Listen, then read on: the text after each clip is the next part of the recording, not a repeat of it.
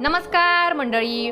Star प्रवाहावरील लग्नानंतर होईलच प्रेम या मालिकेच्या पुढील येणाऱ्या भागामध्ये आपल्याला असं बघायला मिळणार आहे की नंदिनी जीवाला म्हणते की मला साडीची घडी करायला मदत करा. त्यानंतर साडीचं एक टोक जीवाला देत ती आता त्याला रूमच्या बाहेरच उभा करते आणि जीवाला नकळत आता ती दरवाजा आतून बंद करून घेते.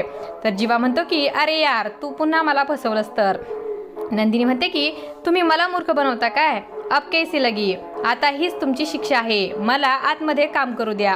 तर इकडे काव्या आता रम्याला विचारत असते की तुला मुलगा कसा हवा आहे, त्याच्याकडून कोणत्या अपेक्षा आहेत. तर रम्या म्हणते की उंची असायला पाहिजे, छान चष्मा चालेल आणि दाढी पण चालेल.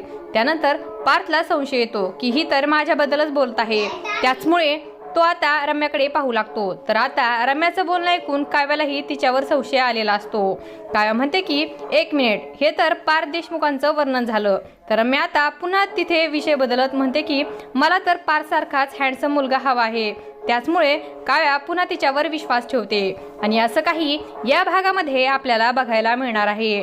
अशाच मालिकांच्या नवनवीन अपडेट्स पाहण्यासाठी आपल्या चॅनलला सबस्क्राईब करा आणि व्हिडिओ आवडला असेल तर लाईक आणि शेअर करायला विसरू नका. धन्यवाद.